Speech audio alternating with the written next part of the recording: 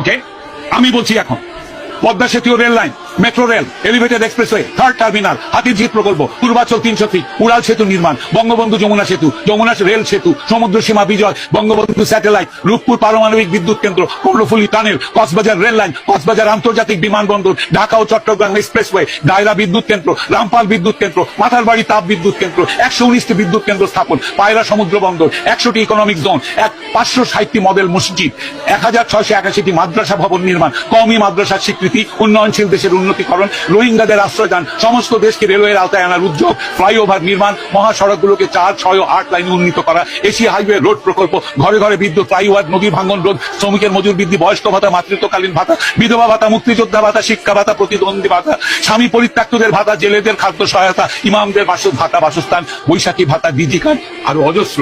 আমার দম কুলাচ্ছে না এতগুলো পড়তে। 15 বছরে যদি এতগুলো কাজ কেউ করে থাকে, তাকে কোন চক্রান্তকারী এই টাকা পাচার করার দেয়? আর সে যদি ডিক্টেটর হয়, খুব ভালো করেছে।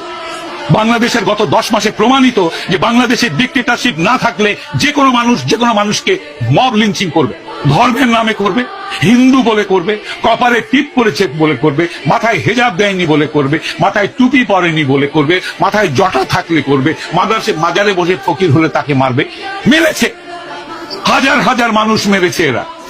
ডিক্টেটরশিপ ছাড়া এটা কোনোদিনও কন্ট্রোল সম্ভব নয়। খুব ভালো করেছেন আওয়ামী লীগ শেখ হাসিনা ডিক্টেটরশিপ করে।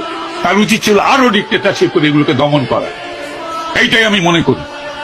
বাংলাদেশের মানুষের কপালে গণতন্ত্রের দরকার নেই। যারা জাতির পিতাকে হত্যা করে তার 54 বছর পর তার ভাস্কর্যের মাথায় পেশাব করে, সেই জাতির জন্য স্বাধীনতারও দরকার নাই। এরা